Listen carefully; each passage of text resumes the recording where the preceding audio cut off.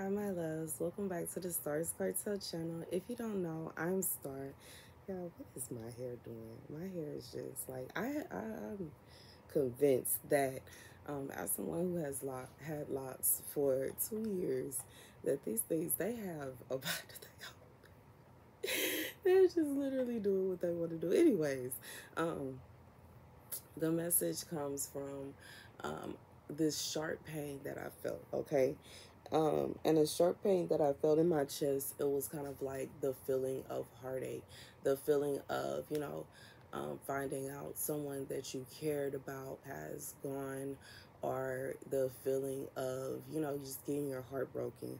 And the scripture God spoke to me about is John 13:18 through 30, which is the portion of the scripture where Jesus says that he is going to have to deal with someone betraying him. And, God spoke to me and said, the message is someone wants to betray you, okay?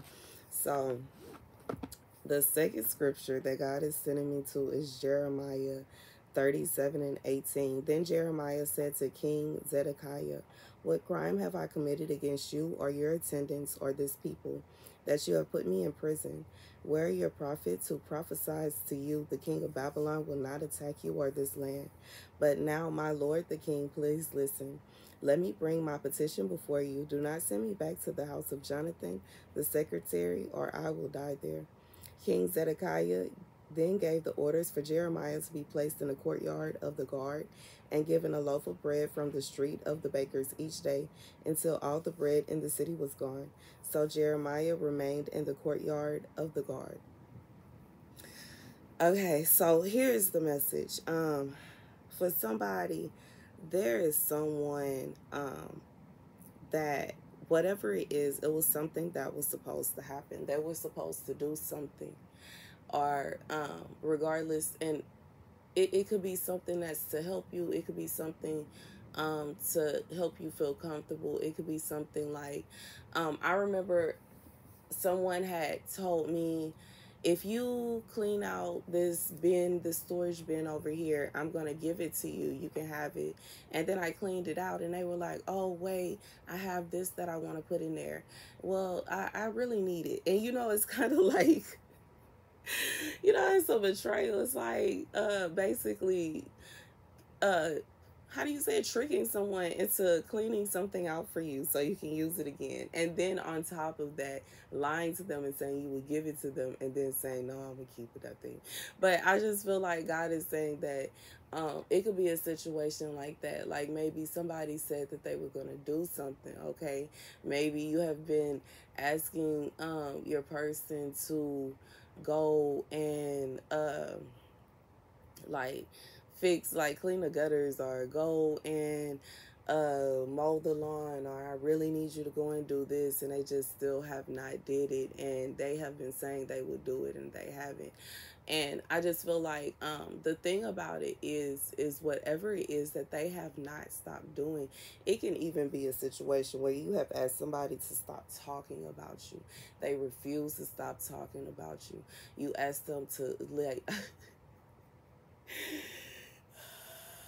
reminded of one of my friends is something that happened, y'all. Because she was like, I asked her to stop. I told her to stop calling me. I begged her to stop calling me. I told her to stop calling me stuff. And she wouldn't stop calling me stuff. But anyways, y'all. Oh, I'm not even going to do that. But anyways, y'all. It's just like, I just feel like if this thing does not stop, it will cause something to happen. Okay, because that girl would not stop calling her phone, and she for sure called 2 buses over to that girl's house to drag her. Anyways, but it's just like something is going to happen if it don't stop. If something don't stop, something is going to happen. And in some cases, this can be something that is like involved with heartache. And heartache could be like, if you're constantly asking someone, could you please stop telling people the things that I tell you, because that's just between you and me. It's none of their business, you know. And you know, it's not even a situation where I'm trying to hide anything from them. It's none of their business. They don't need to know. It doesn't affect them at all. It doesn't affect their lives at all. It has nothing at all to do with them. You know what I'm saying? And I just feel like, and then that person turns around and they go and do it again. This will cause you a heartache. It could be a situation like someone, let's say your person is a habitual cheater and you are habitually forgiving them, and you have told them, now this time is the last time. If I catch you one more time, I'm out of here. And this person, instead of thinking to themselves, I think they're serious. They mean a lot to me, and I don't want to lose them. So let me stop cheating before I lose the person that I really care about. And then I'm gonna be sitting here miserable with the person that I'm cheating on them with, because they are a 2 and this person is the 80. Okay. Not a 20, a 2, okay? And my person is an 80. Mr. Round be a 90, okay? Mr. Round had a whole 100 and cheated with a 2 and gonna be stuck with a 2 looking silly and stupid, okay? And I just feel like God is saying that, you know, this person may go ahead and keep it going, and it's everything gonna hit the fan, and it is going to cause that heartache, okay? It will cause that heartache. However, God is also saying that you are also very fearful of this, you know, because it's one thing, you know, I have learned over time that a lot of times people do not want to hear you give them an ultimatum like that. Nobody wants to hear, well, if you don't stop talking to me, I'm going to stop being friends with you. Well, if you don't stop treating me this way, then I'm no longer going to be able to date you. Well, if you don't stop hanging out and doing things like that, then we're just not going to work out. And it kind of makes someone think, you're not going to tell me what to do, you're not going to control my life. But I feel like it's not coming from a place where you're trying to control somebody. You know, if you are friends with someone, you shouldn't have to ask them not to tell your business. If you're friends with someone, you shouldn't have to ask them to be a real friend to you. It should be a given, you know. And the fact that you have to ask them anyway is ridiculous. But you ask them, and then they have the audacity to feel offended and feel that that should give them the momentum to do this thing, you know. And it's just like, they apologize, they said they're sorry, they said they won't do it again, and you are just sitting here like, and you thought to yourself, that's the last time. I can't do this anymore. I cannot. I mentally, my mental is more important than this friendship, this relationship, or whatever. And I just feel like God has said that He is not going to force you to get to that point. And I say that because in this scripture, Jeremiah asked the king, what crime have I committed against you or your attendants or this people? Why are you putting me in prison? So this could make you feel like you are in a prison.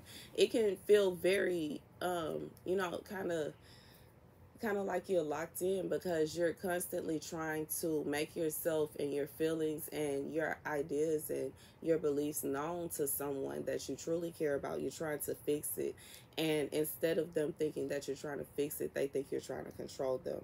And you know, God is saying that He is going to try to help you with that. He will touch them so that they can have understanding of what you're actually trying to say, you know, because like I said, it's not a control thing. Even with the cheating thing, it's not a control thing. Like me saying you can't go and be around somebody that the only reason y'all used to hang around each other is because y'all wanted to smash, or y'all like was friends with benefits and they okay with messing around with you and you got somebody or whatever. Like no, no, no, no, no, no, no, no, no, no, no.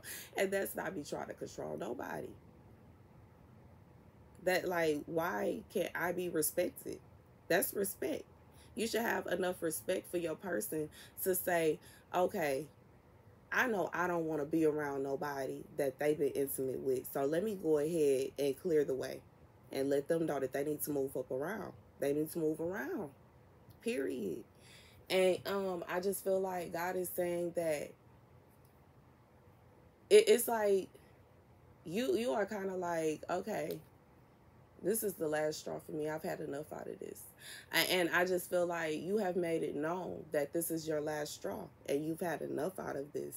And this person may know that they don't want to lose you, regardless if it's as a friend, a family member, maybe an employee or a coworker, whatever it is. They don't want to lose you in their lives. So it's just a situation to where God is going to have to talk to them. Okay.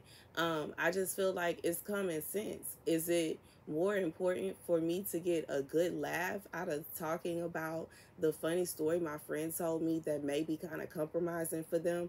Or is it more important for me to keep my friend that I've had for years? Is it more important for me to go and get a few minutes of pleasure from some random person that I don't even talk to or get along with or want to be in a relationship with? Don't really want to be around them, but I just want a few minutes of pleasure. But I'm going to sacrifice the person that I have dedicated my life to, I want to be with forever, that I love forever, that I will cherish forever. I'm going to sacrifice this person for a few minutes of pleasure. Is it really worth it? And I just feel like God is saying that He is talking to people. And it could be frustrating for them as well, because when God starts talking to you, it makes you feel guilty in ways that you never thought. But that's the message. God is saying He does not want you to feel as though you are living in a prison. And that's regardless if this person comes out and, they stop, or, and that's what God is saying. He is pushing them to stop. He would prefer, to stop. But at the same time, you deserve happiness. And I feel like God is saying, even if this person was to choose to not stop doing what they're doing, God will make a way for you, because you don't deserve to feel like you are in jail. And that can make you feel like you are in jail. You're constantly being disrespected. You're constantly being hurt. Yes, when somebody is talking about you behind your back, that gossip is disrespect. Cheating on someone is disrespect.